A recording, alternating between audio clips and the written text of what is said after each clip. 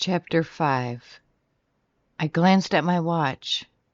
It was showing 6 in the evening. Wasn't sure when he was going to be able to bring me dinner, and my stomach was letting me know it was time to eat.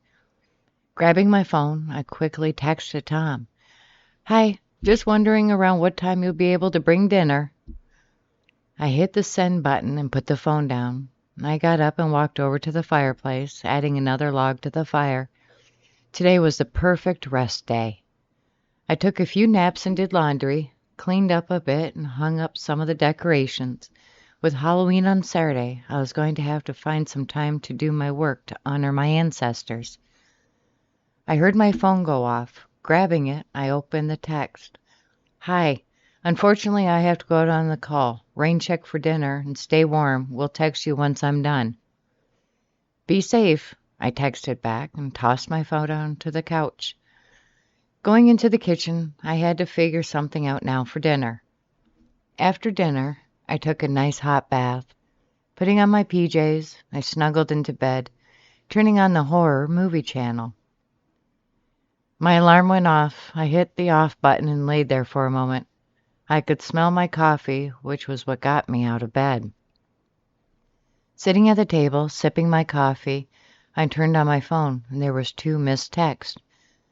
"Hi, Jane. This is Betty. I was wondering if you had a few trinkets that could help me with some of the spells I've been working on." I smiled at her text. Betty was a witch who had been practicing for over 30 years. She knew her stuff. It was always a treat to talk with her. "Morning, Betty. I'll be in the store today. Why don't you come in and see if I have what you need?" I hit send and opened the other text. "Morning, my dear Jane. You are probably sleeping. I am just now crawling into bed. It was a shit show where I had to go. Talk to you later on today. Sleep well." "Good morning. Glad you were able to get some sleep, hopefully. Just waking up and starting my day. Hopefully see you around." I hit send and closed my phone. I let out a sigh, knowing I had to get dressed and head out. Looking out the window, the weather was still the same as yesterday, rainy, and I'm sure it was also cold. Black jeans and a black large sweatshirt with boots that were more for fashion than actual use, but it worked with my outfit. After I opened the store, I walked to the back storage area, turning on the light switch for the light. Nothing happened. "Great," I mumbled, thinking the light bulb burned out again. I went to the one shelf that held all my light bulbs when the air began to feel heavy again. My body froze in its place. I could feel a presence around me. Couldn't see anything, but the hairs on the back of my neck stood up. That was never a good sign. "My dear Jane, I missed you yesterday." "Where were you?" the voice whispered in the dark. "I took a day for myself to relax and recharge my energy," I replied. I wanted to look around to see if I could see anything, but I knew it was useless. The back room was pitch black except for the light from the doorway. I felt a hand run along my arm, around my back. It felt like it was caressing my back by the slow circular motions it was doing. "You know we are together now, dear Jane. You called for me last year, and I came to you, helped you with your craft. And yes, you have upheld your end of our deal. But I am fascinated with you.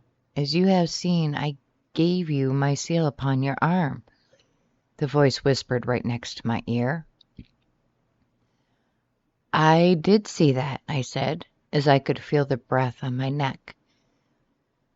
"That means you are mine. Make no mistake, my Jane, I do not share.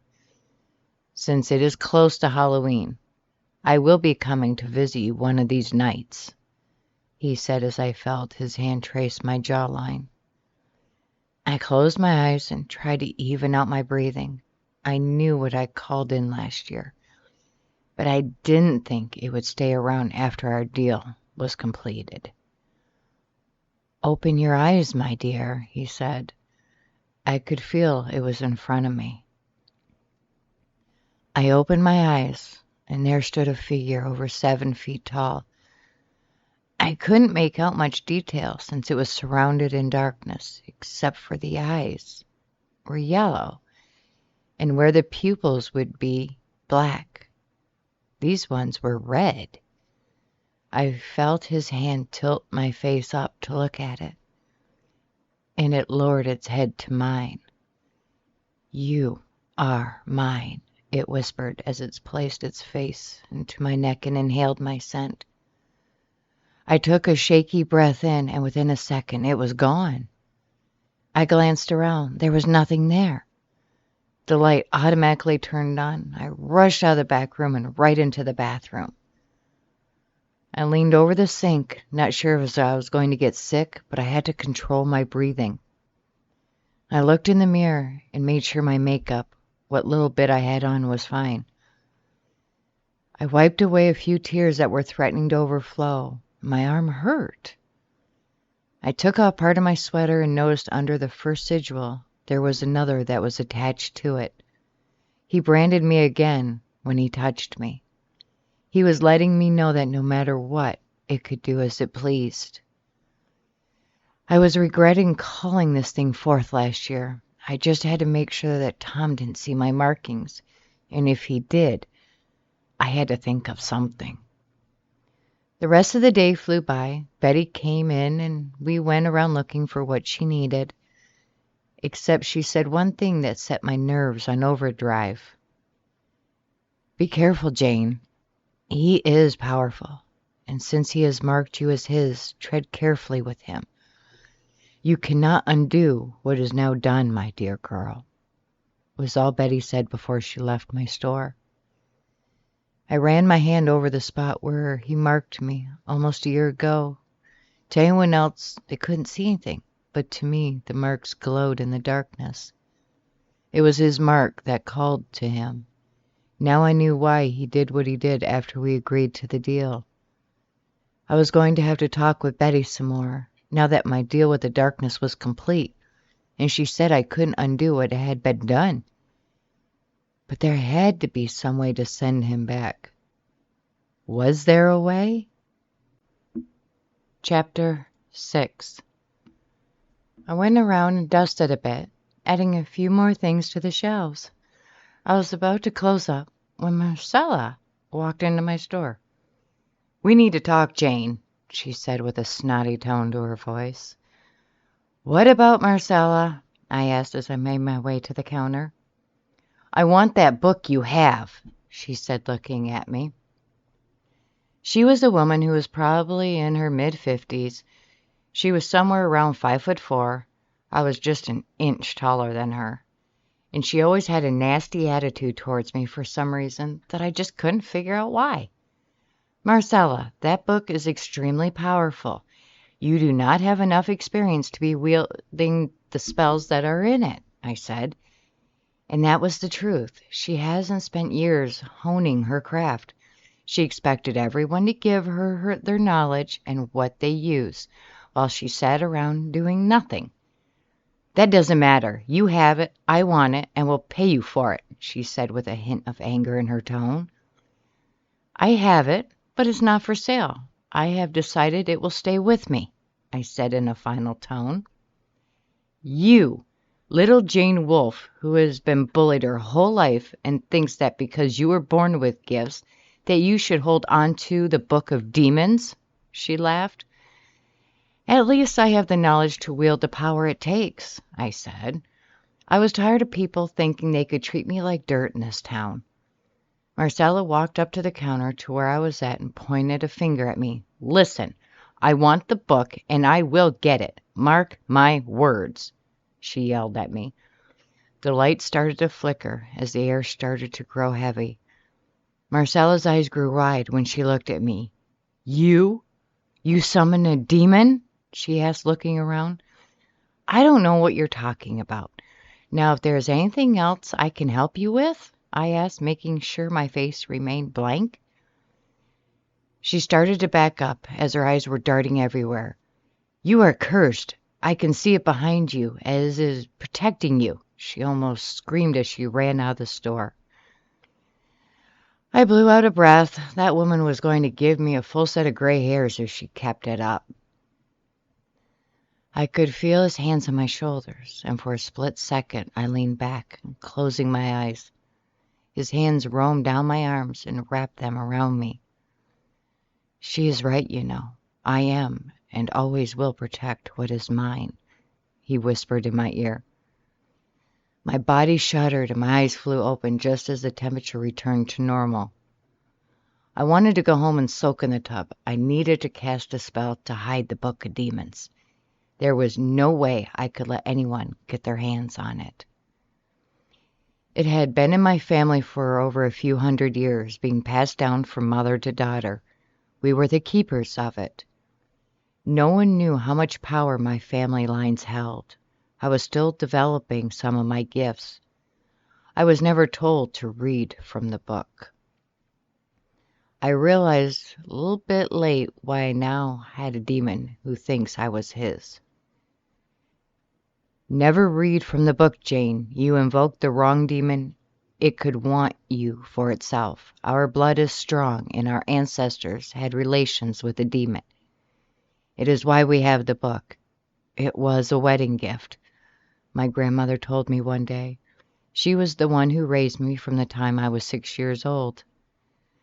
My mother died when I was young, and I never knew my father. My grandmother never spoke of who he was, just that once he found out my mom was pregnant, he left, never to be seen again. I locked the store up and drove home. I haven't heard from Tom today. He must be busy with this new case. Once home, I made a fresh pot of coffee and went to take my bath. This time of year, I enjoyed a nice hot bath, soaking up the heat as it helped relax my muscles. Half an hour a day in the tub, and I was able to sleep better. It was something my grandmother used to do for me as a kid. It would help me unwind and calm my nerves. So I guess I just kept it up. After my bath, I put on my comfortable sleep pants and a shirt. I made dinner and watched a good old-fashioned horror movie. Making sure the house was locked up, I started a fire in the fireplace and lit a few candles around the family room. I lit some incense as well. I took a deep breath and letting it out, I went into my closet, opening the chest that was hidden inside there. I pulled out the Book of Demons. Chapter 7. I needed to put a spell on this book to never leave my possession, and to keep it locked unless certain words were chanted. Sitting in front of the fire, I ran my hands over the cover of the book. It was beautiful, dark brown leather. The words were sewn into it in gold coloring. The paper was made of old parchment, and there was a lock that was fastened to it. The air started to get heavy. I knew with pulling out this book it would appear. We both knew there were also a few incantations to send a demon back to where it came from. But for now, I wouldn't send him back. A small part of me felt safe having him around. The other part of me was screaming at me to send him back. There was always a war going on inside me since I released him into my world. "Don't worry, I'm just sealing the book in case it falls into the wrong hands," I whispered, not bothering to look up. I knew it was standing in front of me. I got up and went to the kitchen drawer, grabbing a pin, sitting back down. I closed my eyes and centered my breathing. With my eyes closed, I placed my hands on top of the book. "This book belongs to my blood. None shall take it away from me. I sealed the pages and locked the book. None shall open it without my blood or words." I opened my eyes and took the pin, poking my finger enough for the blood to surface. I squeezed my finger and placed a few drops of blood on the book. My blood disappeared as soon as it touched the cover. "Lock up now until only I recite these words." I closed my eyes with my hands holding the book. "Keep locked until my blood opens this up. Only I can use this power. Demons of ages seal upon my words, for I will keep you safe until it is time." I placed a kiss on the book. As I set it down, the lock clicked into place. I took the book and put it back into its hiding place, knowing that now it was safe. I closed the closet. Turning around, I gasped as there was a man standing in front of me, watching me. I looked into his eyes and saw the yellow and red, knowing it was the demon. "How?" I asked. "The veil is thinning. I can take a human shape until midnight, when it becomes November 1st. Until then, I can be as you see me," he said as he walked over to me. I looked up into his eyes. His hand was warm as he touched the side of my face.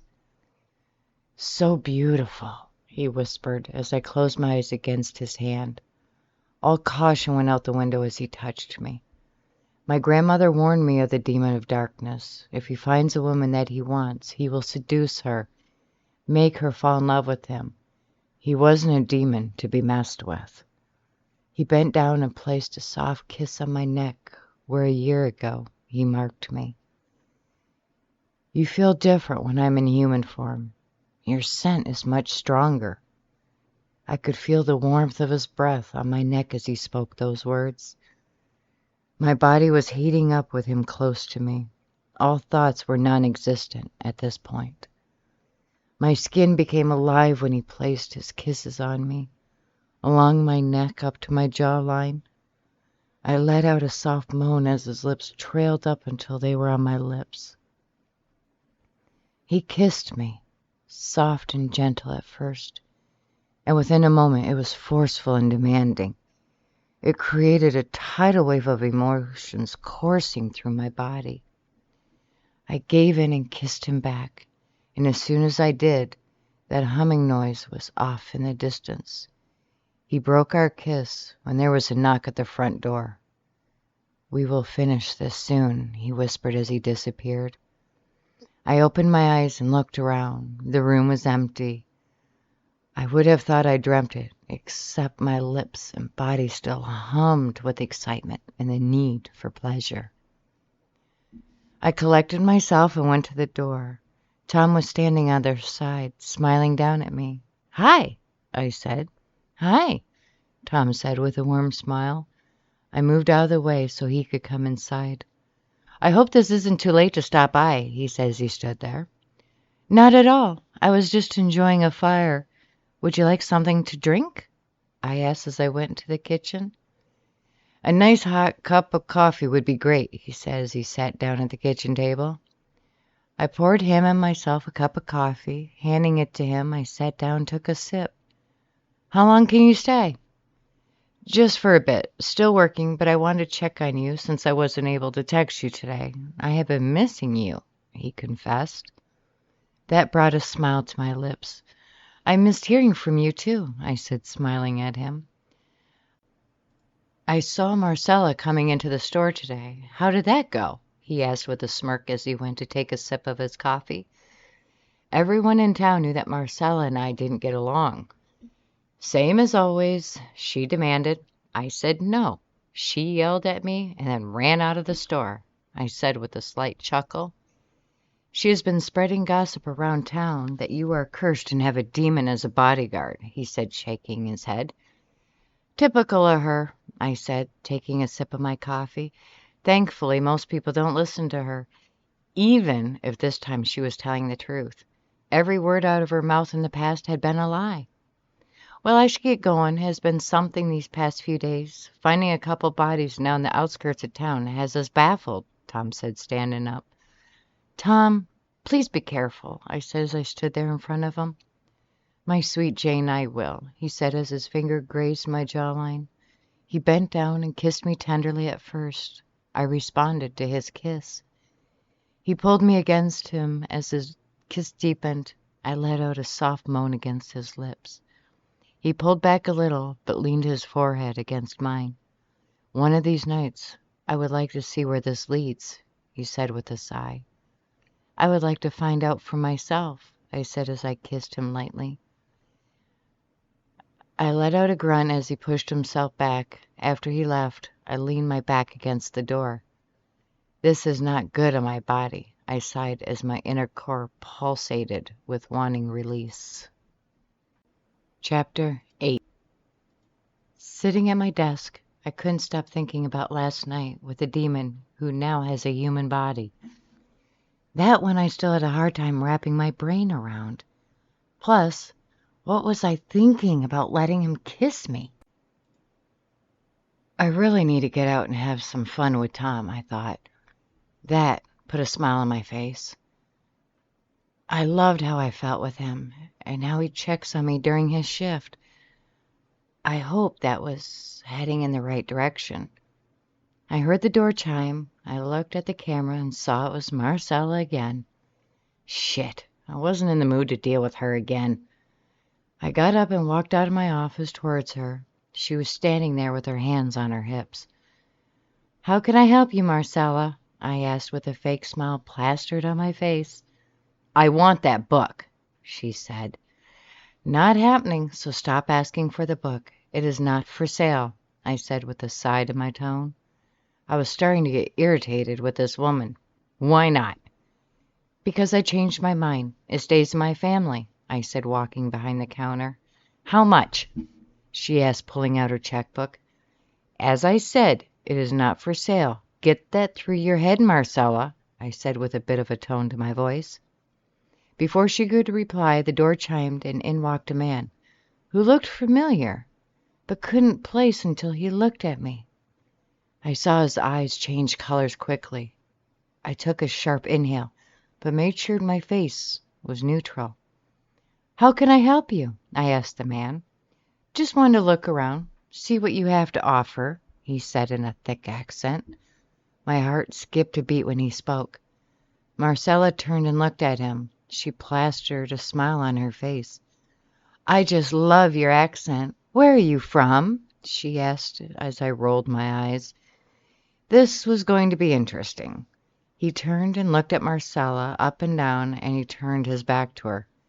"Not interested in you. Go away," he said to her. I let out a small laugh, but caught myself as she turned and gave me a nasty look. "This isn't over, Jane Wolfe. I will have that book, or else I will destroy you and your store," she said as she walked out. I blew out my breath and sat down. "That woman is going to be dealt with," the man said in an icy tone. "What is your name?" I asked him. He smiled as he walked over to the counter and put my hands in his. "You, my dear Jane, can call me Max," he said. "Well, it's finally nice to be able to call you by a name," I said, smiling at him. I knew for the next few days I would be able to talk to him and maybe find out what his true intentions were. If he would tell me the truth, that is. With a demon, you never know what's truth or what's lies. "Since I'm in this form, let me take you out for dinner," he said as he kept holding on to my hands. "Sure. Let me close up and we can go to the diner," I said as I slipped my hand out of his. I went to my office and put on my jacket and grabbed my purse. Walking out of my office, I saw Tom walking in with a smile on his face. I glanced and saw Max scowl towards him. Thankfully, Tom didn't notice. If he did, he ignored it. "Are you closing early?" Tom asked. "She is. I am taking her to dinner," Max said. Tom turned around, and even Tom had to look up a bit at Max. Tom was close to 6'3". Max, even in human form, was over 6'8". "And you are?" "Max. I'm passing through town, and I had heard wonderful things about Jane, so she agreed to dinner with me," he said. "Where are you both going?" Tom asked, turning to look at me. "Just to the diner," I said, smiling at him. Tom smiled back at me. "I just might pop over for dessert and see how things are going. I keep a close eye on this one. She is special to me," Tom said as he put his arm around my waist.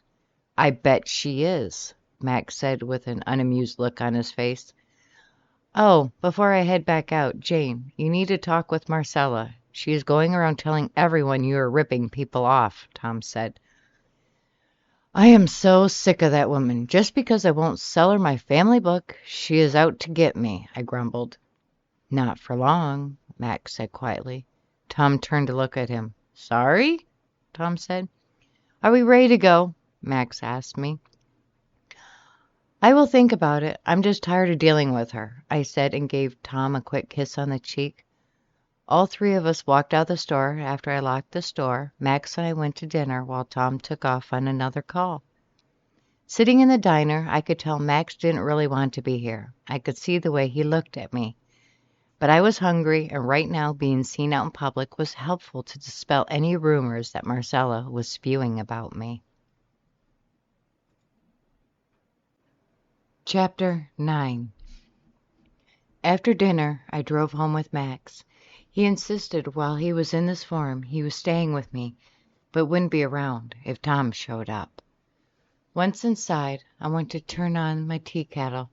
Instead of coffee, tonight felt like hot tea, soaking in my tub and having a nice fire going while watching a movie. After I poured my tea, I let Max know he could help himself to anything he wanted. I went into my bathroom and started up the tub. After the water was perfect, I put on my soft music, lit a few candles and incense. I slipped into the tub and laid back, relaxing. After the tub, I put on one of my old comfortable nightshirts. I took my cup and made myself more tea. I saw Max had started a fire and was sitting on the couch. While waiting for the water to boil, I stood there looking at him. In this form, he was a handsome man. Long black hair that went to his shoulders but tied back at the neck. Of course, his eyes were normal brown, but under that they were yellow and red. His skin held a soft tan glow about him. He wore a dark suit with a dark red dress shirt that had the sleeves rolled up on his massive arms. He was definitely built. Being pressed up against his body, I could feel how solid he was.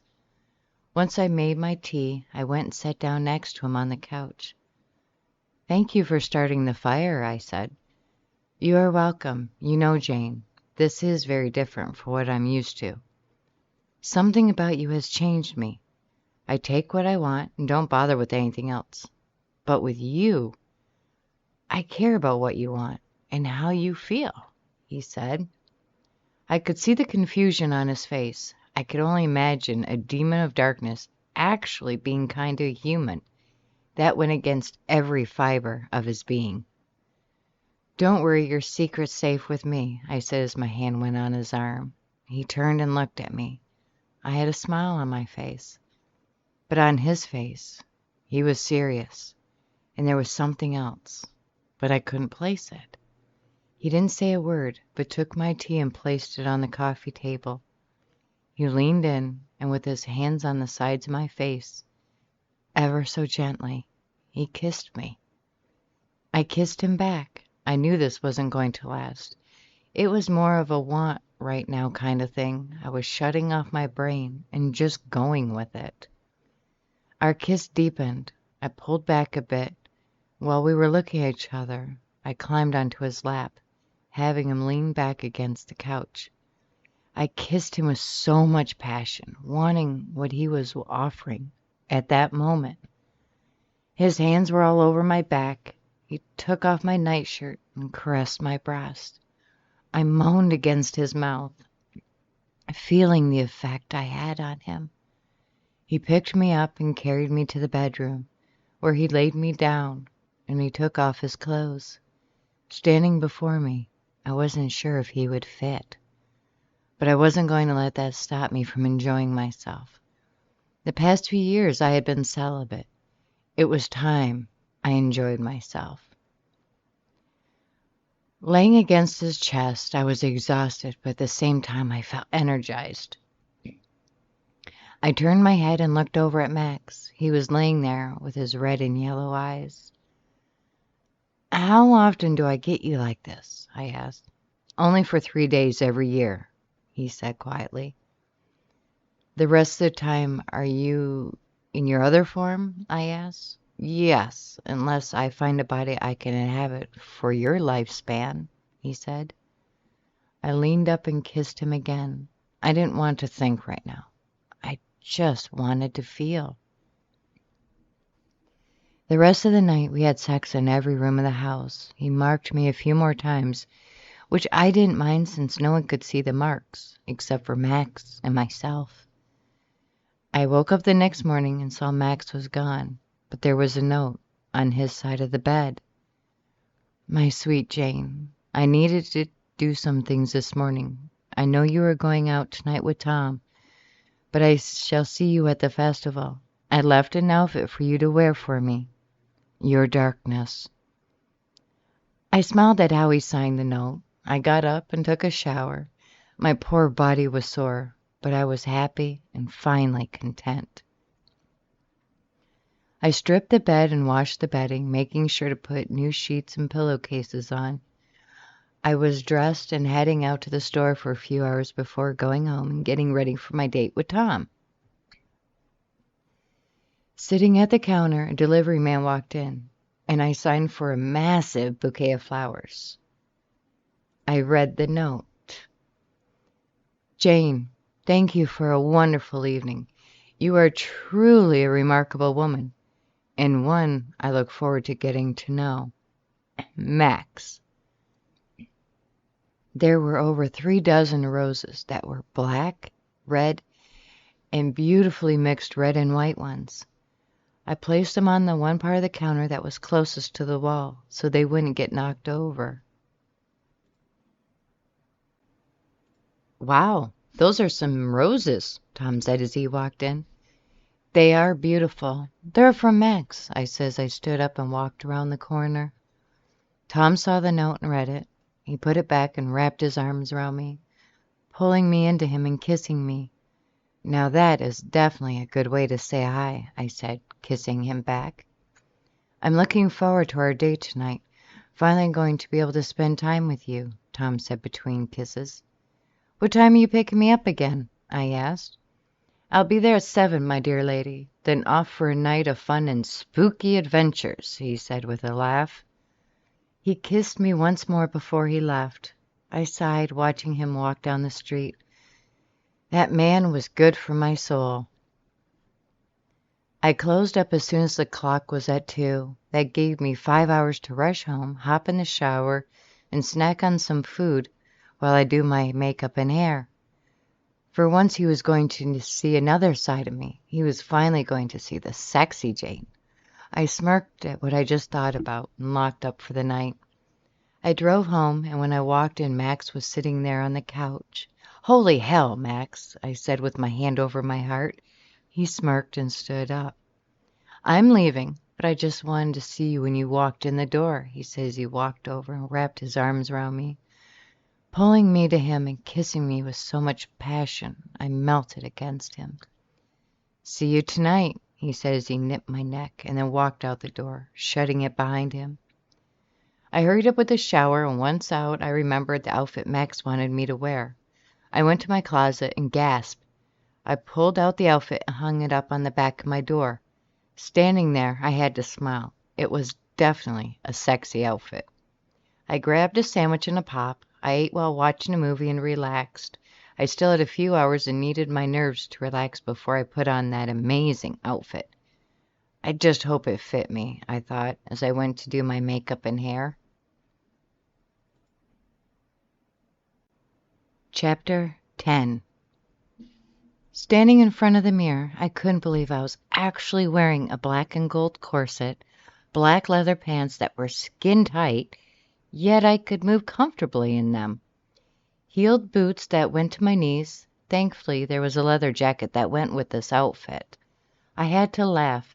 I don't know how this was a Halloween outfit, but I liked how I looked in it.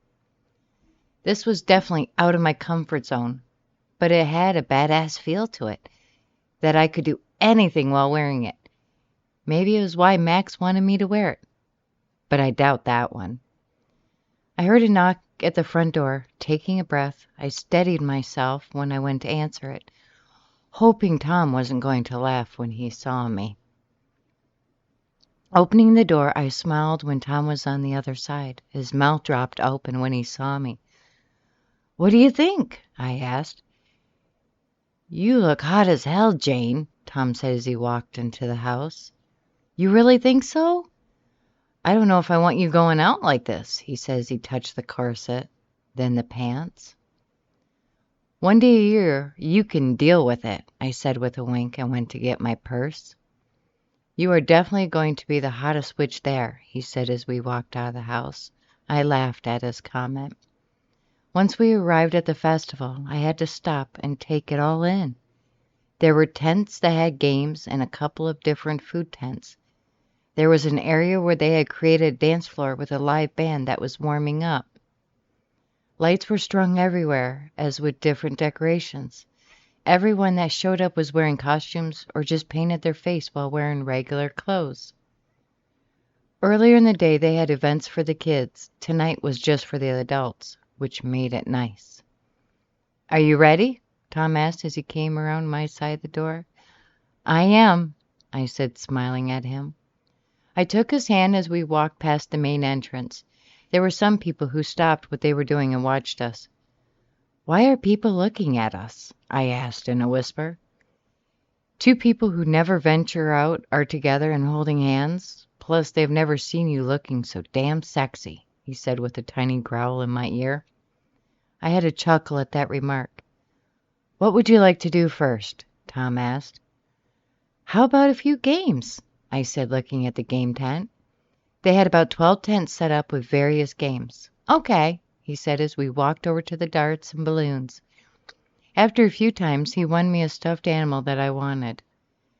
And after a few games, Tom went to take my prizes to the truck. I waited near the dance area for him.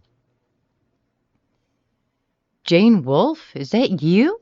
I heard Betty ask. I turned around and smiled at her. "Yes, it is," I said with a light laugh. Her eyes lit up when she saw me. "I'm so happy to see you out here with us. I know it takes a lot," she said as she gave me a hug. Betty looked at me and gave me a sad smile. "My dear, please be careful walking the line that you are. He has marked you as his wife-to-be," she whispered as she looked at me. "Betty, we really need to talk," I said quietly. "Yes, we do. Come around Sunday, and I'll put on a pot of coffee and fill in all the blanks," she said with a wink. Then she laughed and hugged me. She walked away after that. I looked around and saw Tom was talking with a couple of people. Tom didn't look happy. Neither did the couple he was talking to. The band started to play a fast song. I turned around and watched quite a few people walk onto the dance floor and started to dance. It was fun watching people that were usually so quiet laughing and enjoying themselves. "Sorry about that," Tom says he walked up beside me. "Is everything okay?" I asked. "Some people think I shouldn't be seen with you," he says he watched the dance floor. My head turned towards him. "What does that mean?" I was confused. "I'm a detective now, and being seen with a witch isn't a good look according to some," he said as he looked down at me. "Well, what do you think?" I asked, feeling a knot form in my gut. "Who cares what people think?" he said, but I noticed he stood a foot away from me. Not like earlier when he was holding my hand and our shoulders would touch. I turned back to the crowd that had developed on the dance floor. "I'm hungry," I said as I turned and started to walk towards the food tents. "I see you dressed the part," Marcella said with a nasty tone to her voice. I stopped and turned towards her. She stood there with her arms crossed. "What does that mean, Marcella?" I asked. "A demon's bride," she said with a snotty tone. I laughed and shook my head, walking away from her. Tom caught up with me. "That woman is just vile." Tom says we placed our orders. I paid for mine as he paid for his. I was starting to get the feeling that this started out as a date, but is changing into just friends hanging out. We sat down at a table by ourselves. I ate my fries, watching Tom eat his and looking around. "Tom, what is going on?" I asked. "What do you mean?" "Ever since those people said some stuff, you have been acting differently," I said. "Most times I wouldn't have paid attention, but I know this town and what is said about me." Tom didn't say anything. He just ate his fries. After a few minutes, he looked at me. "Just what they said got me thinking. Maybe we should just be friends for now," he said, looking at me. And there it was. The same old line that I've heard a few times. This town hated people like me. but secretly didn't mind coming to me when they needed help.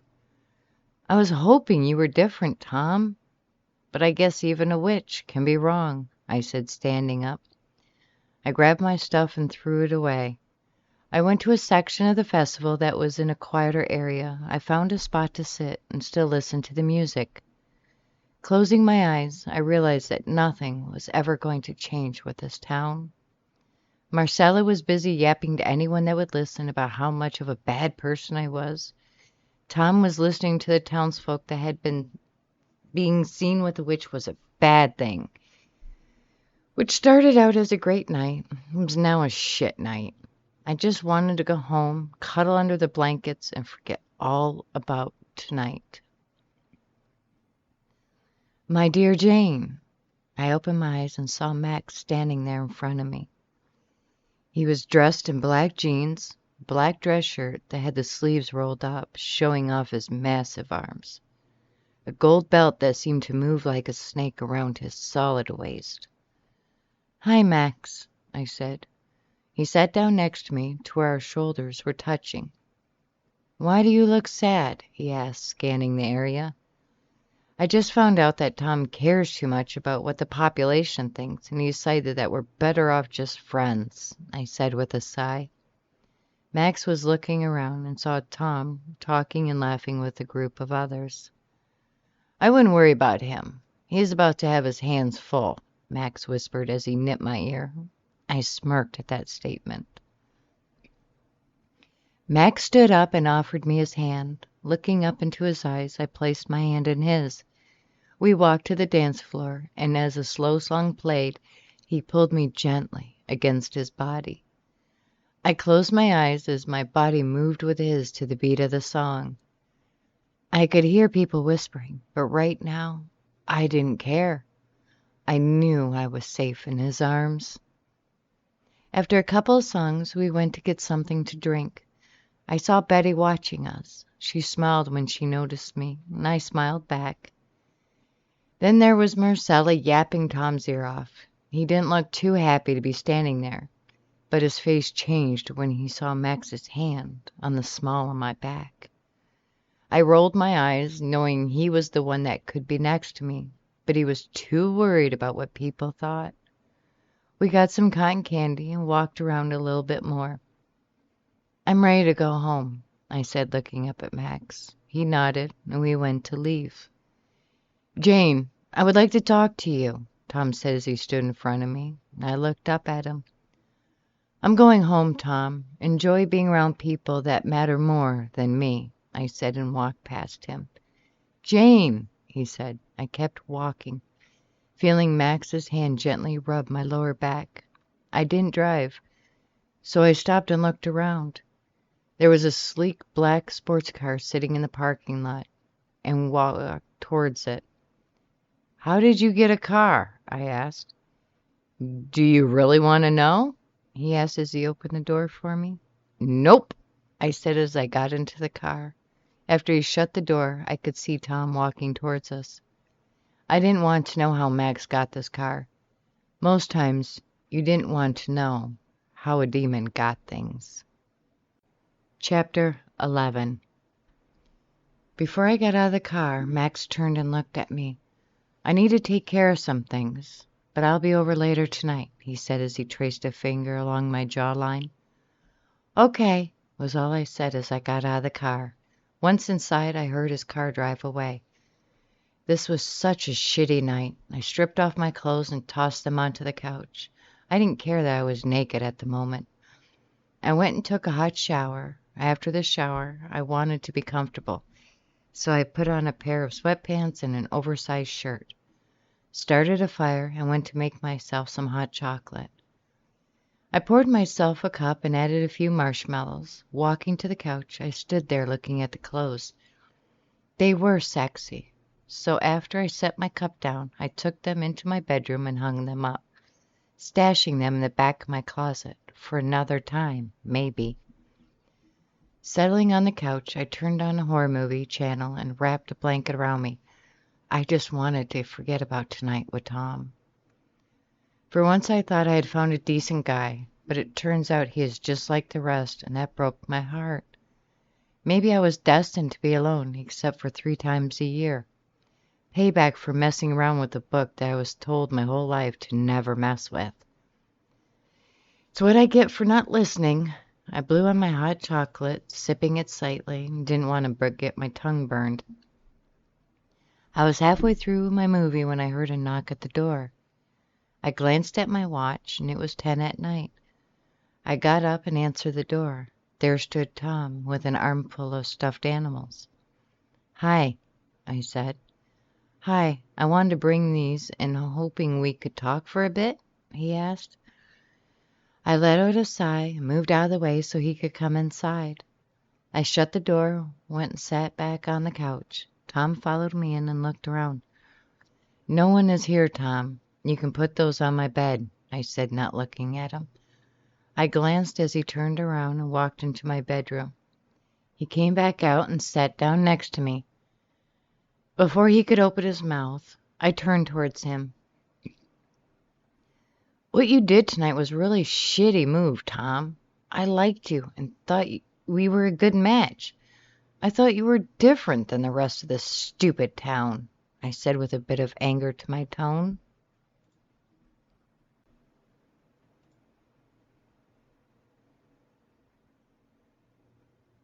"You have every right to be mad at me, and I get it. I shouldn't have let what others think change my mind about you.